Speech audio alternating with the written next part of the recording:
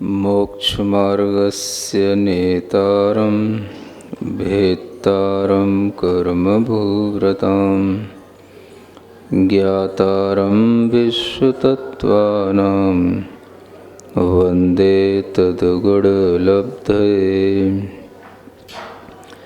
तत्वार्थ सूत्र ग्रंथराज में 9वें अध्याय के माध्यम से संवर तत्व का और निर्जरा तत्व का वर्णन प्रारंभ हुआ है। प्रथम सूत्र में आश्रव को रोकने को संवर कहा गया। जिन कारणों से आश्रव होते हैं वो कारण मिथ्यात्व, अविरति, प्रमाद, कषाय और योग ये बताए गए हैं। सर्वप्रथम मिथ्यात्व के आश्रव को रोका जाता है और वह आश्रव रोकने पर मिथ्यात्व के साथ एक अविनाभाव संबंध रखने वाली कर्म प्रकृतियां होती हैं जो 16 प्रकृतियां कही जाती हैं। उन 16 प्रकृतियों का भी आश्रव रुक जाता है जब प्रथम गुण स्थान का अंत हो जाता है और जीव प्रथम गुण स्थान से उपरिम गुण स्थान में पहुंच जाता है। द्वितीय आदि गुण स्थान में प्रथम गुण स्थान में होने वाली जो 16 प्रकृतियां हैं वो संवरित हो जाती हैं और इस तरह से मिथ्यात्व के अभाव से अविनाभाव संबंध रखने वाली कर्म प्रकृतियों का भी बंध विच्छेद हो जाता है। उसी को यहाँ पर संवर के रूप में समझना चाहिए। अगर हम गुणस्थानों के अनुसार और भी प्रकृतियों के बारे में जानने की कोशिश करें तो दूसरे गुणस्थान में भी अनंतानुबंधी कषाय का उदय रहता है और वह दूसरा गुणस्थान भी सासादन सम्यक दृष्टि गुणस्थान कहलाता है। उसमें सम्यक दर्शन तो नहीं होता लेकिन सम्यक दर्शन की विराधना होने के कारण से उसके साथ ऐसा टाइटल बनता है कि सासादन सम्यक दृष्टि गुणस्थान। सासादना माने होती है आसादना से जो सहित है, यानी विराधना से जो सहित है उसे सासादन कहा जाता है। सम्यक दर्शन के काल में ही वह सासादन गुणस्थान होता है, इसलिए भी उस सासादन के साथ में सम्यक दृष्टि शब्द जुड़ जाता है। तो सासादन सम्यक्त्व नाम का जो दूसरा गुणस्थान होता है उस गुणस्थान में मिथ्यात्व के उदय से होने वाले कर्म का बंध नहीं होता। मिथ्यात्व प्रत्यय का वहाँ पर कोई काम नहीं होता, केवल वहाँ पर अनंतानुबंधी आदि जो कषाय हैं उनके निमित्त से होने वाला बंध होगा। जब मिथ्यात्व के बाद में अगला जो प्रत्यय है वो अविरति कहा गया है। क्या कहा गया? उस अविरति को पहले भी बताया गया है कि 3 रूप में कहा गया है। एक अनंतानुबंधी क्रोध, मान, माया, लोभ से उत्पन्न होने वाली अविरति, एक अप्रत्याख्यानावरण क्रोध, मान, माया, लोभ से उत्पन्न होने वाली अविरति, और एक प्रत्याख्यानावरण क्रोध, मान, माया, लोभ से उत्पन्न होने वाली अविरति। तो वहाँ पर दूसरे गुणस्थान में उस अनंतानुबंधी क्रोध, मान, माया, लोभ से जो अविरति आ रही है उससे उसका बंध होगा, क्योंकि मिथ्यात्व के जाने के बाद में अब आगे जो बंध का प्रत्यय है वो अविरति है और अविरति में भी सबसे प्रथम अनंतानुबंधी कषाय जनित अविरति है। उस अविरति के साथ में जब ये बंद होगा तो उस दूसरे गुणस्थान में 25 प्रकृतियों का अविनाभावी संबंध बनता है। अनंतानुबंधी कषायजन्य अविरति के साथ में 25 प्रकृतियां नियम से बनती हैं, इसलिए उन 25 प्रकृतियों का भी आश्रव दूसरे गुणस्थान तक ही होता है। जब वह दूसरे गुणस्थान से ऊपर उठेगा, ऊपरिम गुणस्थान में प्राप्त होएगा, तो उसके लिए इन 25 प्रकृतियों का भी संवर हो जाएगा और इस तरह से दूसरे गुणस्थान में होने वाली अनंतानुबंधी कषाय जनित अविरति का भी संवर हो जाएगा। तीसरे गुणस्थान में किसी भी प्रकृति का बंध नहीं रुकता, बंध विच्छुत्ति नहीं होती। चौथे गुण स्थान में वह जीव जब होता है तो उस समय पर उसके लिए अप्रत्याख्यान कषाय से उत्पन्न होने वाली अविरति के माध्यम से उसका बंध चलता है। और उस अप्रत्याख्यान कषाय के साथ में भी कर्म की 10 प्रकृतियों का अविनाभाव संबंध रहता है। उन कर्म की 10 प्रकृतियों का भी आश्रव रुक जाएगा जब वह जीव चतुर्थ गुण स्थान से उपरिम गुण स्थान में जाएगा। इस तरह से कर्म की प्रकृतियों का अगले अगले गुण स्थानों में संवर होता जाता है, क्योंकि जिस गुण स्थान में जितने कर्म प्रकृतियां बनती हैं उनका बंध का अध्वान वहीं तक होता है और उस गुण स्थान के अंत में उनकी बंध विच्छुत्ति हो जाती है। जो बंध विच्छुत्ति हो गई उसी को आगे के लिए संवर कहा जाता है। चौथे गुण स्थान में अप्रत्याख्यान कषाय जनित अविरति है, तो 5वें गुण स्थान में प्रत्याख्यानावरण कषाय जनित अविरति होती है। उसके कारण से वहाँ पर प्रत्याख्यानावरण क्रोध मान माया लोभ रूप इन 4 प्रकृतियों का ही बंध होता है और इन 4 प्रकृतियों का आश्रय पंचम गुण स्थान तक होगा। आगे के गुण स्थान में जब उस जीव के लिए आरोहण होगा तो इन 4 प्रकृतियों का भी उसके लिए संवर हो जाएगा।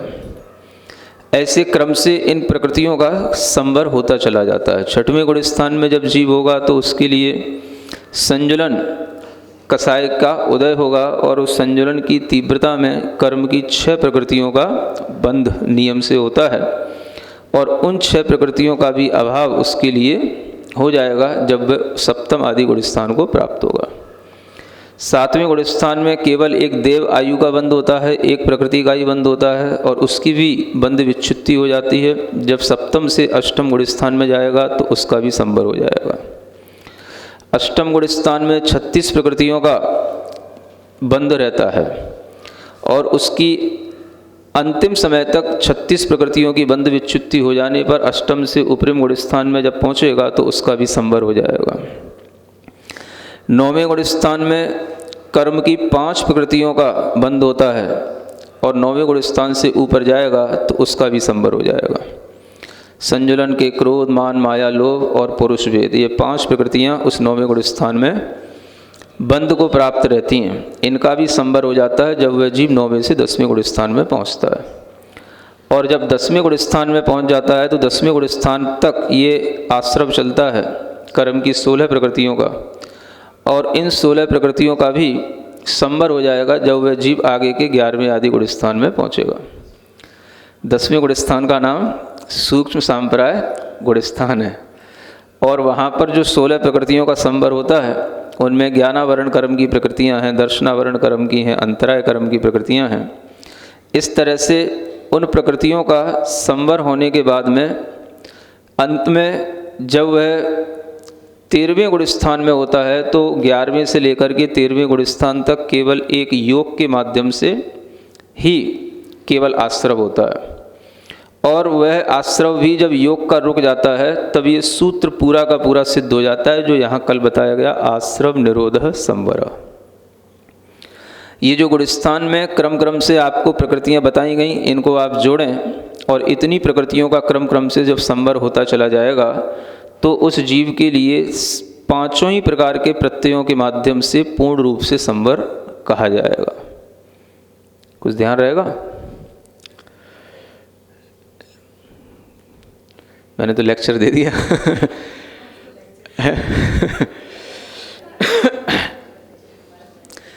तो इतना तो ध्यान रखो, मिथ्यात्व गुण स्थान से मिथ्यात्व गुण स्थान में कितने कर्म प्रकृतियों का बंध होता है?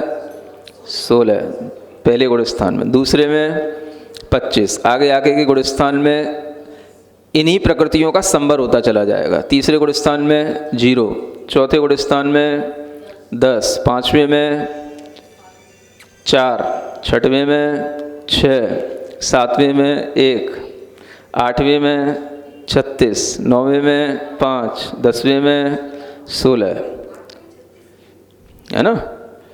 तो इन सब प्रकृतियों को आप जोड़ेंगे तो ये सब बंध योग प्रकृतियाँ, इन सब का आगे आगे के गुण स्थान में जो संवर होता है उसी को यहाँ संवर कहा गया। और फिर उसके बाद में 11वें आदि गुण स्थानों में योगों का भी रुकना हो जाता है तो फिर पूर्ण रूप से संवर उस जीव के लिए कहा जाता है। उन 11वें आदि गुण स्थान में योगों के माध्यम से आश्रव हो रहा है, और जब 13वें गुण स्थान से भी जीव ऊपर उठ जाएगा तो योगों का संवर होगा, तब जाकर के उस जीव के लिए पूर्ण रूप से संवर हो गया, तब कहा जाएगा। पूर्ण संवर कहाँ होगा देखा जाए तो इस सूत्र के अनुसार 14वें गुण स्थान में होगा, कर्मों का पूर्ण संवर, सब कर्म प्रकृतियों का आश्रव रुक जाने से। तो इतना ये संवर का व्याख्यान सुनने के बाद में अब ये देखना है कि अंतरंग में तो ये कर्म प्रकृतियों के संवर हो रहे हैं, लेकिन पुरुषार्थ कौन से किए जा रहे हैं जिसके माध्यम से इन कर्म प्रकृतियों का संवर होता है। क्योंकि अंतरंग में जो हो रहा है वो तो केवल सर्वज्ञ भगवान के द्वारा देखा जा रहा है। कर्म का स्वरूप, कर्म की बंध विच्युतियाँ, संवर इत्यादि वो तो सूक्ष्म ज्ञान, प्रत्यक्ष ज्ञान जो धारण करते हैं उनका विषय है। बाकी का जो पुरुषार्थ करने को कहा है कि जीव क्या करे, तो उसके लिए यहाँ बताया जा रहा है कि जो जीव इस तरह के प्रक्रिया को अपनाता है उसी के लिए ऐसा संवर होता है।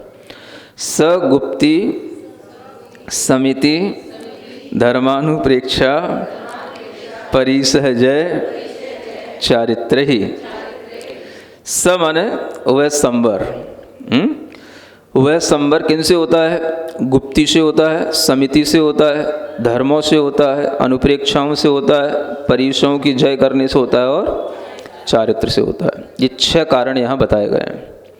वह संवर इन्हीं 6 कारणों से होता है, अन्य किसी कारणों से नहीं होता है। चारित्र ही ये जो विभक्ति है संस्कृत के अनुसार, इसे तृतीया का बहुवचन कहा जाता है, जो करण के रूप में मानी जाती है, करण कारक के रूप में कही जाती है। करण का मतलब होता है जिससे कोई कार्य किया जाए।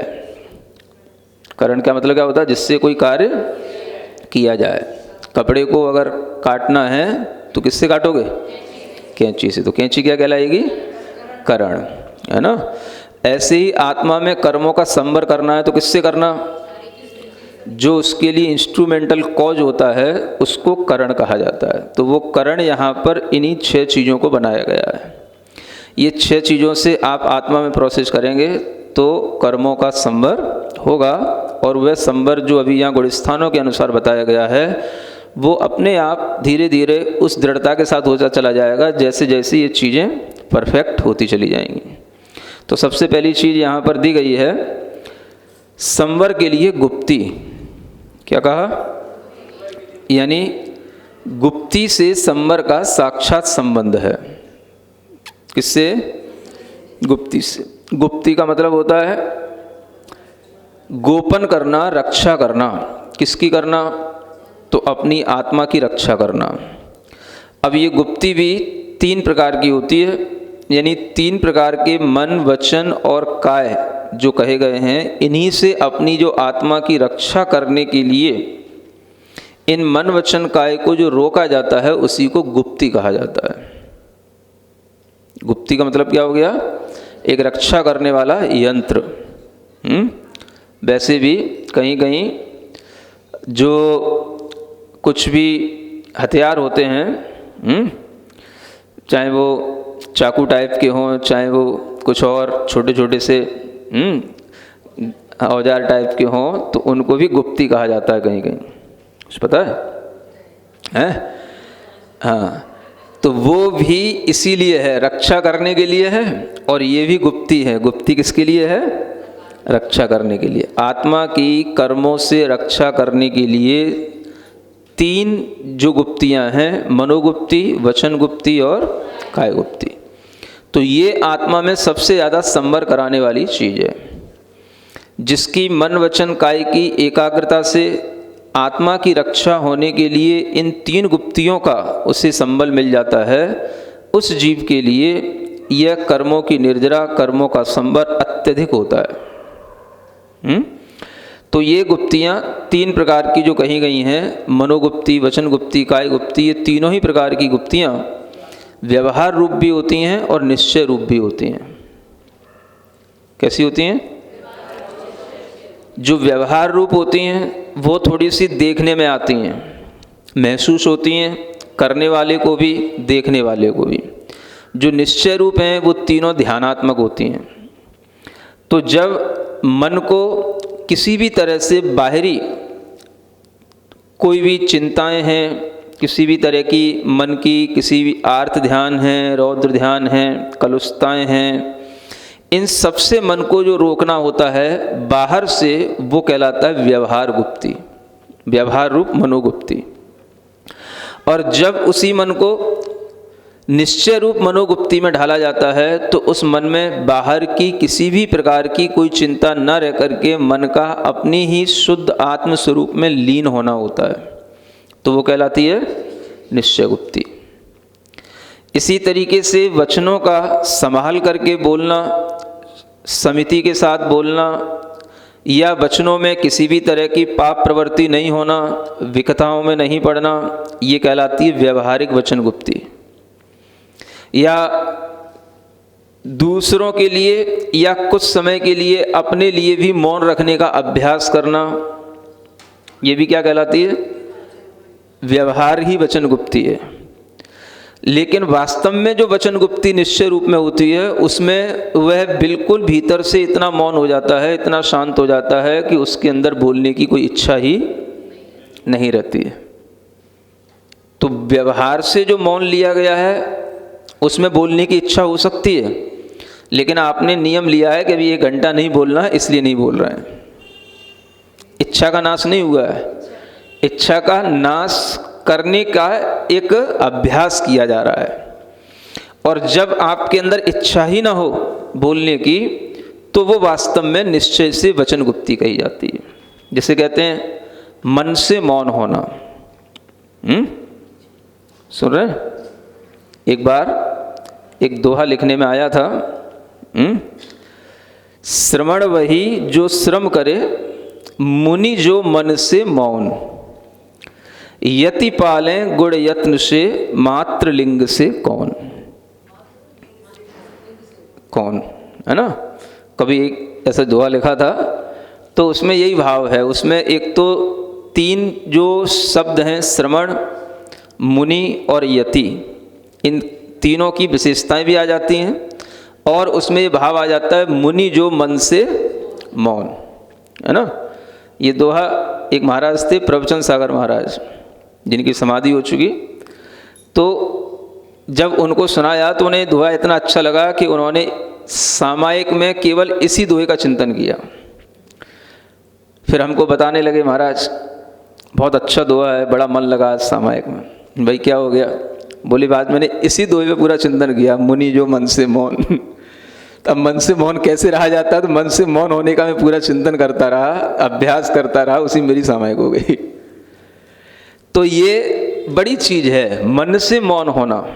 वचनों से मौन होना बड़ी चीज नहीं है, वो तो हम कितनी भी देर के लिए अपने आप को रोक सकते हैं, लेकिन मन से मौन हो जाना, मन में वचन का प्रवृत्ति करने का कोई विकल्प ही नहीं उठना, किसी से बोलने की इच्छा ही नहीं होना, और किसी भी तरह से बोलने में उत्साहित नहीं होना, तो इस तरह की जो प्रवृत्ति बनती है उसको निश्चय वचन गुप्ती कहा जाता है। इसी तरह से काय गुप्ती भी है, एक व्यवहारिक काय गुप्ती है। आप एक आसन लगा करके बैठ गए स्थिरता के साथ में, तो ये व्यवहारिक काय गुप्ती बनती है। और जब वह आसन इतना स्थिर हो जाए कि उसके कारण से आप कितना भी परिचय उपसर्ग आपके ऊपर आ जाए, आप सब सहन कर जाओ और आपके लिए कोई भी विचलन ना हो, तो वह निश्चय काय गुप्ती हो जाती है। यानी आसन की स्थिरता इतनी बढ़ जाना कि उसके कारण से आप अपने ऊपर आए हुए किसी भी उपद्रव में भी विचलित ना हो, तो वो निश्चय काय गुप्ती है। और केवल आप कुछ समय के लिए ध्यान है आपको, मैं अभी आधा घंटे के लिए इस आसन को लगा करके बैठा हूँ, तो आधा घंटे तक आप उसको देख रहे हैं, आसन तो लगा हुआ है, लेकिन आपको पता है कि आधा घंटे से ज़्यादा मैं आसन नहीं लगा सकता। उसमें भी आपको जो झुंझुनी चढ़ रही है वो भी आपको ज्ञान में आ रही है, लेकिन आप सहन करते जा रहे हो, तो ये क्या कहलाएगा? ये व्यवहार गुप्ती कहलाएगी, काय गुप्ती, व्यवहार से काय गुप्ती है। और इतना भी नहीं हो तो वो गुप्ती होती ही नहीं है। समझ आ रहा है? कुर्सी पे बैठने वालों को कैसे गुप्ती होगी? तो गुप्ती कभी भी होगी तो कैसे होगी? आसन की स्थिरता से होगी, चाहे वो कायोत्सर्ग रूप आसन हो, चाहे पद्मासन रूप आसन हो, आसन लगाने से ही वो गुप्ती का भाव आता है। तो एक काय गुप्ती व्यवहार रूप और निश्चय रूप रहती है। कुर्सी पे स्थिर, देख लेना कभी फोटो लेकर के अपना, है ना, सेल्फी ले लेना, तब पता पड़ेगा कितनी स्थिरता आती है। समझ में आ रहा है? ये कहलाता है गुप्ती। तो गुप्ती का मतलब है गोपन करना, यानी जो अपने मन वचन काय की क्रियाओं से जो कर्मों का आश्रव हो रहा है वो सारा का सारा रुक जाता है, इसलिए गुप्ती को बहुत प्रमुखता दी गई है ना। जैसे कि माने होता है सम्यक प्रकार से, समीचीन तरीके से, इति माने प्रवृत्ति करना, समीचीन तरीके से प्रवृत्ति करना। तो ये जो समीचीन तरीके से संयम के साथ में प्रवृत्ति की जाती है, जीव दया के भाव के साथ में, जीव रक्षा के भाव के साथ में समीचीन तरीके से जो प्रवृत्तियां हैं उसका नाम समितियां हैं। उनके भेद आदि आगे बताए जाएंगे। ये गुप्ती के बाद में जो समिति रखी गई वो इसलिए कि मुख्य कारण तो गुप्ती है, लेकिन जब गुप्ती में वो असमर्थ हो जाता है तो उसे समिति का आलम्बन लेना पड़ता है।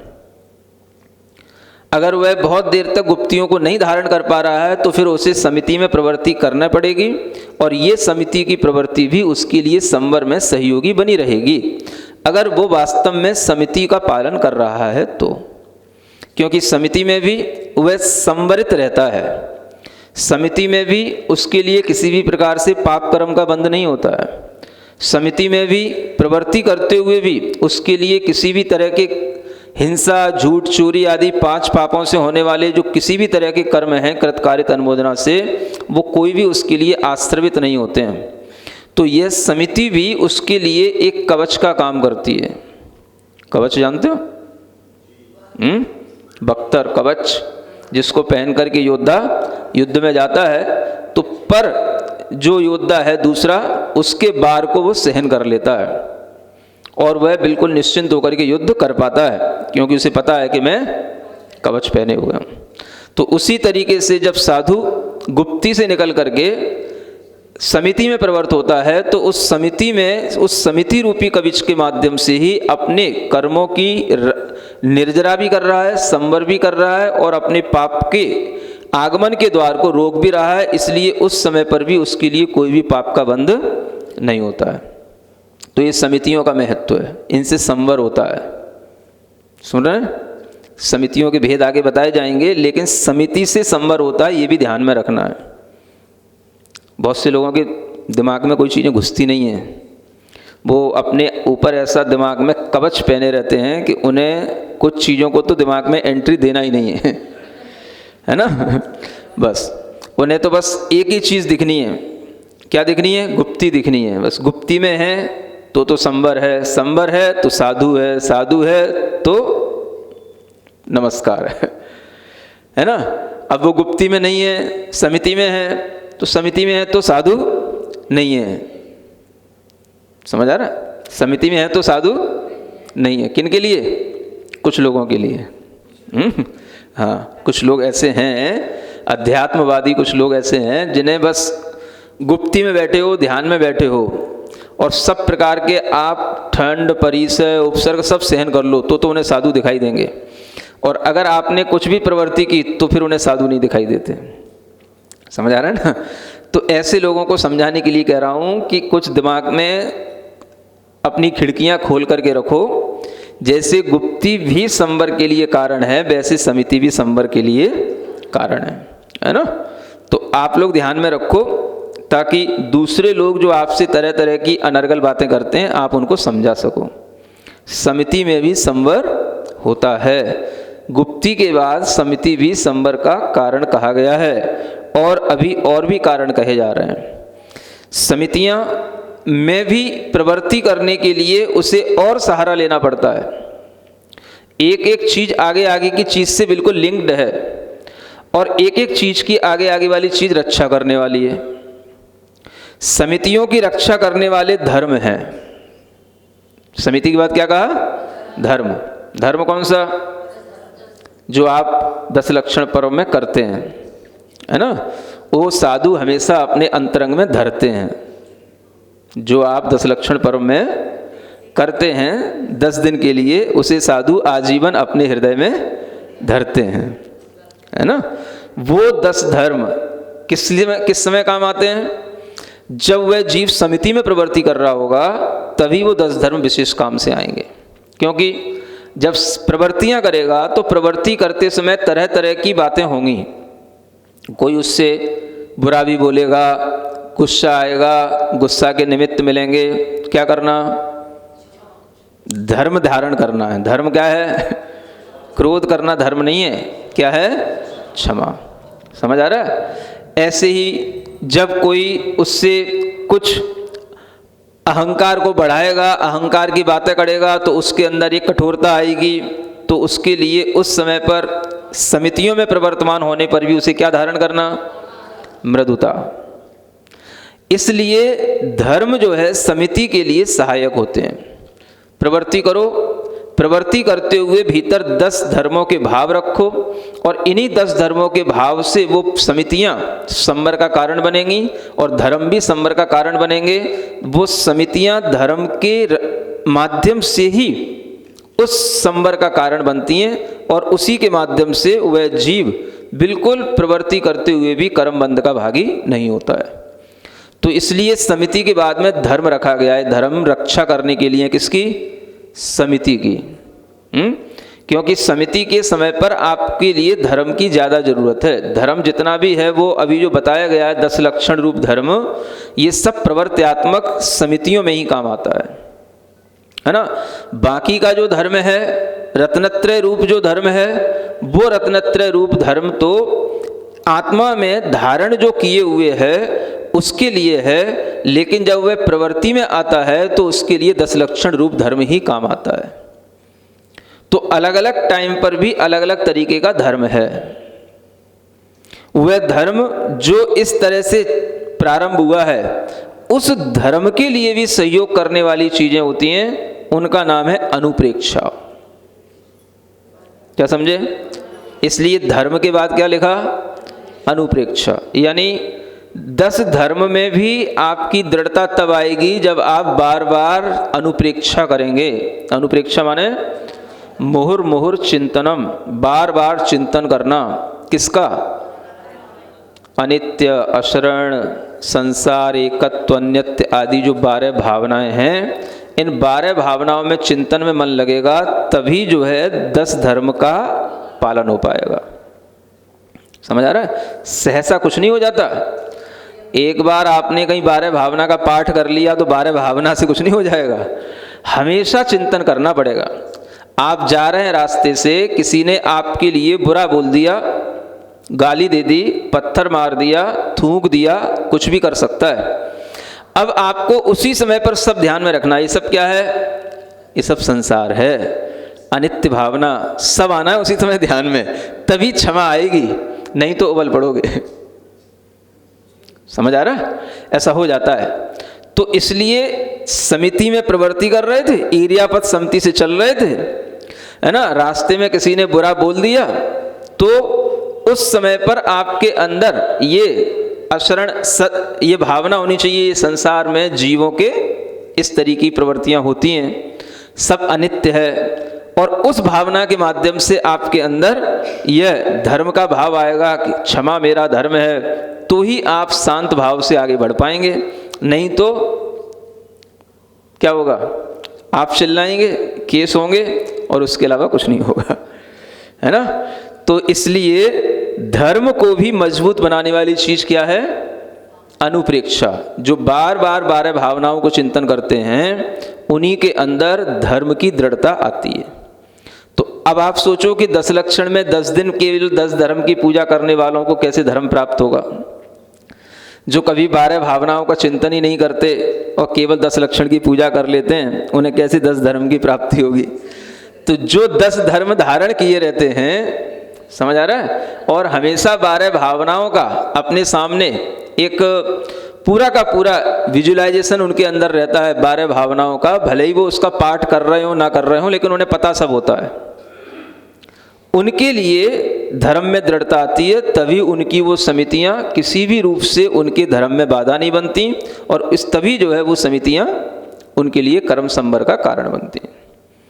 इसलिए सूत्र जो बताए जा रहे हैं, ये सब आगे आगे के जो चीज़ें बताई जा रही हैं, वो सब पहले पहले वाली चीज़ों से अपना संबंध रखे हुए कारण के रूप में, उनकी रक्षा के रूप में। ठीक है ना। तो क्या हो गया? धर्म हो गया। धर्म के बाद में अनुप्रेक्षा हो गई, है ना, चिंतन निरंतर हमेशा, और कोई काम रहता ही नहीं है। ठीक है ना। आप कहते हो साधु क्या करते रहते हैं? बैठे रहते हैं बस। अब बैठे बैठे क्या करते रहते हैं, ये इसी सूत्र से जानने में आएगा आपको, है ना। बैठे हैं, महाराज सामायिक हो गई, महाराज ध्यान हो गया, ऐसे पूछते हैं जैसे सामायिक हो गई माने कि बस सामायिक बस एक टाइम करने के लिए होती है, बाद में तो फिर असामायिक होना है जैसे, है ना। उस समय जब ध्यान कर रहे हैं तो ध्यान कर रहे हैं, बाद में तो दुर्ध्यान करना है जैसे। ऐसे भी कई लोग पूछने लग जाते हैं, है ना। तो उन लोगों को पता तो कुछ होता नहीं। तो श्रावक अपनी तरीके से सोचता है, जैसे मैं सामायिक करता हूँ वैसे ही महाराज सामायिक करते हैं। उसे ये क्या पता होता है कि महाराज हमेशा सामायिक में रहते हैं, वो आगे आने वाला है। तो ये धर्म, ये अनुप्रेक्षाएं, जब साधु कुछ नहीं भी कर रहा होगा तो भी उसके चिंतन में सब चल रहा होता है। एक पल के लिए भी उन चीज़ों को छोड़ता नहीं। यही उसके लिए सामग्री है जिससे उसकी क्या है, मनोगुप्ति, जो निश्चय मनोगुप्ति है वो जब तक नहीं होती तो कम से कम व्यवहार रूप मनोगुप्ति तो उसकी बनी रहती है। अन्यथा वो किसमें उलझ जाएगा? कोई ना कोई आर्त ध्यान करेगा, इष्ट वियोग अनिष्ट संयोग का चिंतन करेगा, किसी की ईर्ष्या द्वेष राग का चिंतन करेगा। उस सबसे अपने मन को बचाने के लिए ये समितियां, धर्म, अनुप्रेक्षा, ये सब चलती रहती हैं। तो उसकी गुप्ति भी बनी रहती है और उसके साथ साथ वो समिति आदि का पालन भी करता रहता है। तो ये अनुप्रेक्षाएं, फिर उसी अनुप्रेक्षा का फल है कि वह परीक्षाओं को जय कर सकता है। जो अनुप्रेक्षा में दृढ़ होगा वही क्या कर पाएगा? परीक्षाओं की जय करेगा। अब परिसह जय शब्द दिया यहाँ पर। एक तो परिसह माने होता है स्वयं में, परिसह का मतलब क्या होता है? कष्ट को सहन करना, है ना। और जय का मतलब होता है कष्ट को जीत लेना। दोनों चीजें थोड़े से अंतर के साथ में हैं। एक तो कष्ट को सहन कर लेना और एक कष्ट को जीत लेना। तो यहां पर क्या लिखा है? परिसह जय, यानी संवर तब होगा जब परिसह जय हो जाएगी। जब परिसह जय होगी तो उस समय पर उसके लिए जो परिसह होंगी उसका भी उसे भान नहीं होगा कि ये कोई परिसह है। ऐसा नहीं है कि वो ठंड में ठिठुर रहा हो और देख रहा हो और बहुत ठंडे बहुत ठंडे बहुत ठंडे, कब ठंड निकलेगी कब ठंड निकलेगी, अभी तो दिसंबर आधा गया है, कब पूरा जाएगा, कब जनवरी जाएगी। तो ये परिसह क्या हुआ? ये जय नहीं हुआ, है ना। ये सहन भी मुश्किल से कहा जाएगा, क्योंकि सहन में भी थोड़ा सा शांति रखनी पड़ती है। अगर वो सहन भी कर रहा है तो भी उसके लिए शांति होगी, भले ही ज्ञान में हो, लेकिन शांति के साथ अगर वो सहन करेगा तो परिसह सहन करना कहलाएगा। तो एक परिसह सह और एक परिसह जय। तो परिसह सह होने पर जो अभ्यस्त हो जाता है, फिर जब उसके अंदर दृढ़ता आ जाती है तो फिर परिसह जय हो जाता है। फिर उसे चिंता नहीं रहती कि कब दिसंबर आ रही है, कब जनवरी आ रही है, उसे कोई मतलब नहीं रहता। जो होता है सो होता है, आता है सो आता है, जाता है सो जाता है। समझ आ रहा है ना। हवा चल गई तो चल गई, धूप नहीं आई तो नहीं आई, आ गई तो आ गई, कोई उसके लिए चिंता नहीं रहती। श्रावक बस बार बार जरूर उसे याद दिलाता रहता है, महाराज आज धूप नहीं आई, आज धूप नहीं आई। तो उसे याद आ जाती है हाँ धूप नहीं आई। तो ये क्या कर रहा है श्रावक? वो भी एक तरीके से, वो तो श्रावक तो असहनशील है ही है, तो उसके लिए तो गुरु भक्ति हो रही है ना, कि देखो मुनि महाराज कैसे सहन कर रहे होंगे। लेकिन मुनि महाराज को पता होता है कि इसकी गुरु भक्ति ये हमारे लिए क्या करेगी? हमें असहनशील बनाने में कारण बन जाएगी। तो इसलिए वो साधु जो होता है वो श्रावक की बात पे ध्यान नहीं देता है। क्या समझ आ रहा है? साधु इसलिए श्रावक की बात पे ध्यान नहीं देता। वो अगर उसकी बात पे ध्यान देने लगेगा तो उसकी मेंटलिटी भी वीक हो जाएगी, है ना। क्योंकि हर कोई आएगा, हर कोई दर्शन करने आ रहा, महाराज मौसम कैसा खराब हो गया, आज कितनी ठंड हो रही है, आप यहाँ बैठे हो। तो वो जब 10 बार कोई 10 बात इसी एक चीज को लेकर के बोलेगा तो उसके अंदर भी परिसर सहन करने की, है ना, क्या होगी? कमजोरी आ जाएगी। इसलिए वो श्रावक की बात पर ध्यान जितना नहीं देगा उतना ही वो भीतर से अपने परिसर को सहन करने में समर्थ होएगा उतना ही वो जो है आगे जो बताया जाने वाला चारित्र है उस चारित्र को अच्छे ढंग से पालेगा। समझ आ रहा है?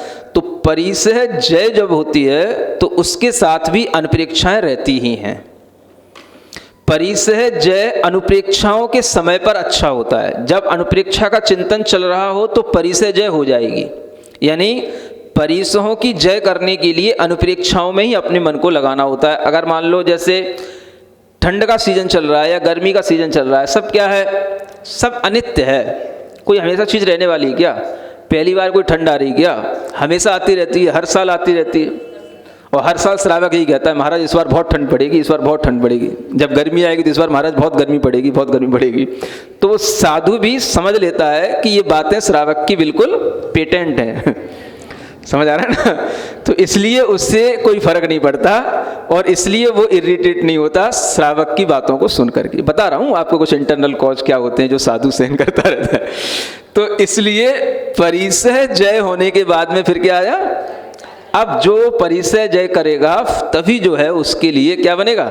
चारित्र, माने जो सामायिक आदि चारित्र बताए गए हैं उन चारित्र में वो बिल्कुल निष्ठ रहेगा, यानी कभी भी अपने सम्यक समता भाव से कभी भी विचलित नहीं होगा। तो इतना सब परिकर उसके साथ में होता है, इतनी सब चीज़ें उसके साथ में होती हैं। इस कारण से वो साधु एक योद्धा की तरह होता है। समझ आ रहा है? योद्धा के पास क्या होता है? एक तो अपने पास उसका अपने अस्त्र होते हैं, है ना? उसके साथ साथ उन अस्त्रों को चलाने की उसके पास विद्या होती है। उसके साथ साथ अपने ऊपर कोई दूसरा वार करे उस वार से बचने के लिए उसके अपने कवच होते हैं और उन कवच के अंदर भी और कवच होते हैं। समझ आ रहा है? ऐसा नहीं कि एक छिद गया तो सीधा जाकर के सीने में ही छिद गया, है ना? थोड़ा बहुत उस पे भी बार आ जाए तो भीतर तक ना जाए। तो ऐसे डबल अस्तर के, ट्रिपल अस्तर के कवच पहन करके वो युद्ध में निकलता है ना? सिर पे कफन बांध के, कफन बांधने का मतलब हाँ कि उसे डर नहीं है, वीरता के साथ निकलता है ना? और इस तरह से वह करते हुए अपने कर्म की किसी भी तरीके से निर्जरा करने के लिए, कर्म रूपी दूसरे योद्धाओं से अपने आप को जीतने के लिए वह इस तरह की तैयारी करता है। तो उसका लड़ाई किससे? अपने ही कर्मों से। वो किससे युद्ध करने जा रहा है? तो अपने ही जो पास्ट टाइम के उसके कर्म हैं, उसे पता है ये सब बॉम्ब हैं और ये सब ब्लास्ट होंगे, है ना? इनके ब्लास्ट होने पर अपने को फ्यूज नहीं होना है ना? तो वो सब इसकी तैयारी करता है। समझ आ रहा है ना? तो ये उसकी जो तैयारी है इसी का नाम है पूरा, ये 6 चीज़ों का उसके पास में अस्तबल है। इससे वह अपने आप को सुरक्षित रख करके कर्मों से युद्ध करता है और उसी कर्मों से युद्ध करते करते जब उन सब कर्मों को परास्त कर देता है तब जाकर के उसे केवल ज्ञान प्रकट होता है। तो ये केवल ज्ञान को प्रकट करने वाली ये तैयारियां हैं। जितने भी साधु होंगे वो सब इसी तैयारी से केवल ज्ञान करेंगे और कोई दूसरा साधन नहीं है ना? मतलब स माने वही है, संवर करने के लिए वही संवर इन चीज़ों से ही होगा और किसी चीज़ों से नहीं होगा। बाकी के आप कुछ भी कहें, किसी भी आप कहो कि भाई हमें वैकुंठ मिल जाएगा, हम उस नदी में जाकर के डूब जाएं, कि वहाँ से पर्वत से गिर पड़ें, है ना? कि वहाँ वो बलि चढ़ा दें, कि वहाँ अपना सिर काट के दे दें, कि गुरु के लिए इतना समर्पण कर दें, गुरु को ही अपना सिर चढ़ा दें। तो ये सब जो बातें हैं इनसे कुछ भी होने जाने वाला नहीं है। ये सब अज्ञानता की बातें हैं। संवर किससे होगा? तो इन 6 कारणों से होगा। और इन 6 कारणों से जो संवर होगा उसकी आधारशिला किस पर है?